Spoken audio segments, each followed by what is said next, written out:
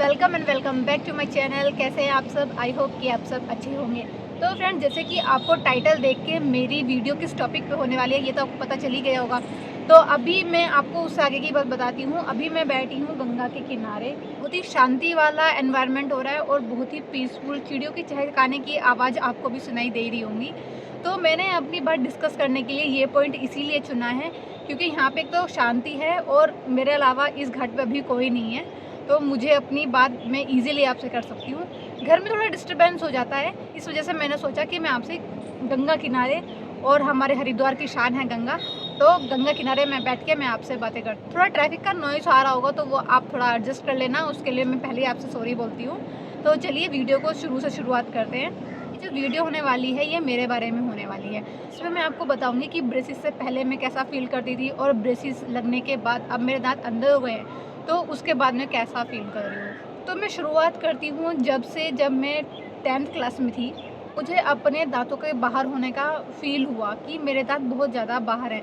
मैं सबको नेचुरली हंसते हुए देखती थी और मुझे हंसते हुए मुंह पे हाथ रख के हंसना पड़ता था, कि मैं ही खुल के नहीं हंस पाती थी क्योंकि मुझे ऐसा लगता था कि मैं हंसूंगी तो सामने वाले का जो रिएक्शन होगा वो मेरे दांत बाहर हैं उस पे होगा। मुझे बहुत ज़्यादा फील होती थी ये बातें। मैं बहुत इंट्रोवर्ट हो गई थी और मैं जल्दी से किसी से घुल मिल भी नहीं पाती थी, किसी से भी ना आंखों में आंखें मिला के बात नहीं कर पाती थी। तो इतना ज़्यादा जो है वो मेरे अंदर कॉन्फिडेंस की कमी आ गई थी, आत्मविश्वास मेरे अंदर बिल्कुल भी नहीं था।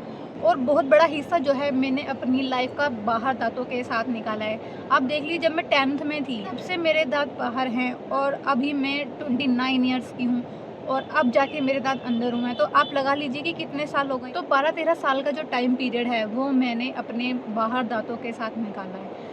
तो आप सोच सकते हैं कि मेरी लाइफ का एक बहुत बड़ा पार्ट जो है वो मेरे बाहर दांतों के साथ निकला है। इवन मैं अपने मेल फ्रेंड भी नहीं बना पाती थी, कि मैं सोचती थी अगर मैं किसी मेल फ्रेंड को बनाऊंगी तो वो मेरी मजाक बनाएगा या मेरे दांतों के ऊपर हंसेगा या फिर मुझसे पूछेगा कि तेरे दांत बाहर क्यों हैं। तो इन सब क्वेश्चन से बचने के लिए मैं नॉर्मल अपनी जो मेरी बेस्ट फ्रेंड हुआ करती थी सिर्फ उन्हीं के साथ रहती थी। इसके अलावा मैं किसी से ज़्यादा इंटरेक्ट नहीं करती थी। जब मैं 12th में आई तो मैंने डिसाइड किया कि मुझे ब्रेसेस लगवा लेने चाहिए, बट उस टाइम पे हमारे घर की फाइनेंशियल कंडीशन इतनी अच्छी नहीं थी कि मैं ब्रेसेस लगवा पाऊँ। फिर भी मैंने एक डॉक्टर से कंसर्न किया, अपने भाई को बोला कि मुझे मेरे दांत बहुत ज़्यादा बाहर हैं तो मुझे ब्रेसेस लगवाने हैं। तो मेरे भाई ने फिर एक डॉक्टर से कंसर्न किया उस टाइम पे। तो उस टाइम पे उस डॉक्टर ने मुझे इतना ज़्यादा अच्छा रिस्पॉन्स नहीं दिया और काफ़ी कॉस्टली बताया ये सब। और तो वो कॉस्ट बहुत ज़्यादा बताई उन्होंने और मुझे याद भी नहीं है, लेकिन इतना है कि हाँ बहुत ज़्यादा महंगा बताया था, तो उतना हम उस टाइम पे अफोर्ड नहीं कर पाए। तो फिर मैंने सोचा कि जब मैं अर्न करने लगूँगी या जब मैं थोड़ी डिपेंड हो जाऊँगी तब मैं अपने दांतों में ब्रेसेस लगवाऊँगी। इन टाइम जो अपने दांतों में ब्रेसेस लगवाए वो टाइम था 24 या 23 की एज में फिर मैंने ब्रेसेस लगवाए। और उस टाइम पे भी मेरे डॉक्टर्स जो थे वो अच्छे नहीं थे बिल्कुल भी। मैंने अपनी पहली वीडियो में शेयर किया है। तो उन डॉक्टर्स को इतनी नॉलेज नहीं थी कि मेरे दांतों में एक्सट्रैक्शन होना चाहिए और उन्होंने सिर्फ ब्रेसेस लगा दिए मेरे दांतों में। तो मेरे दांतों में सिर्फ थोड़ा बहुत गैप था, वो फील हो गया, बाकी मेरे दांत एज इट इज़ रहे। उस टाइम पे भी मैंने 2 साल ब्रेसेस लगा के रखे लेकिन मेरे दांतों में कोई फ़र्क नहीं आया। टाइम पे उन डॉक्टरों ने मुझे इस तरह से कन्वे की वो बात कि मैं डर गई कि मुझे एक्सट्रैक्शन नहीं कराना चाहिए। उन्होंने मुझे बोला कि अगर हम आपके दांतों में एक्सट्रैक्शन करेंगे तो आपकी जो स्किन है वो एजिड लगने लगेगी, जो आपका लुक है ना वो एजिड लगने लगेगा। तो मैं उस टाइम पे डर गई। उन्होंने बोला आप अपनी एज से ज़्यादा दिखने लगोगे, जो अभी आपकी एज है उससे आप ज़्यादा दिखोगे, एजिड लगने लगोगे। तो ये बात सुन के मैं बहुत ज़्यादा नर्वस हो गई एंड मुझे लगा कि ये अब पूरी लाइफ जो है वो मुझे इन्हीं दांतों के साथ निकालनी पड़ेगी बाहर।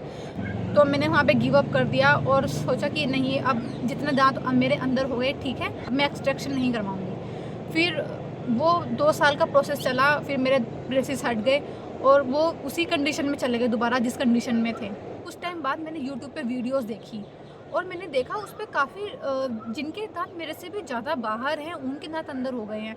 तो इस तरह से मैंने अपनी नॉलेज बढ़ाई। फिर मैंने अपने ही हरिद्वार में एक डॉक्टर बंसल हैं जिनका मैंने आपसे शेयर भी किया हुआ है, उनसे फिर अपना ट्रीटमेंट लिया और उन्होंने मुझे बहुत अच्छा गाइड किया। और जो भी मेरे मन में डाउट था, जो सबसे बड़ा डाउट उन्होंने मेरे मन में बैठाया था कि आप एजिड लगने लगोगे, तो सबसे पहले मैंने उनसे वही क्लियर किया कि ऐसा कुछ तो नहीं होगा ना मेरे साथ। तो इस चीज़ से उन्होंने मुझे बिल्कुल निश्चिंत कर दिया कि नहीं, ऐसा कुछ नहीं होगा, ये सब र्यूमर है। या तो उनको आता नहीं होगा या फिर वो आपको डरा रहे हैं। ये सब ऐसा उन्होंने मुझे बताया। उन्होंने कहा ऐसा कुछ नहीं होगा, मैं ऑलरेडी इतने सारे एक्सट्रैक्शन कर चुका हूँ, अलग अलग केसेस में एक्सट्रैक्शन कर चुका हूँ। आपका तो बहुत नॉर्मल केस है, आपके सिर्फ दांत बाहर हैं, दांत बाहर हैं तो उनको पीछे करने के लिए एक जगह बनानी है, बस उसी के लिए आपको एक्सट्रैक्शन कराना पड़ेगा।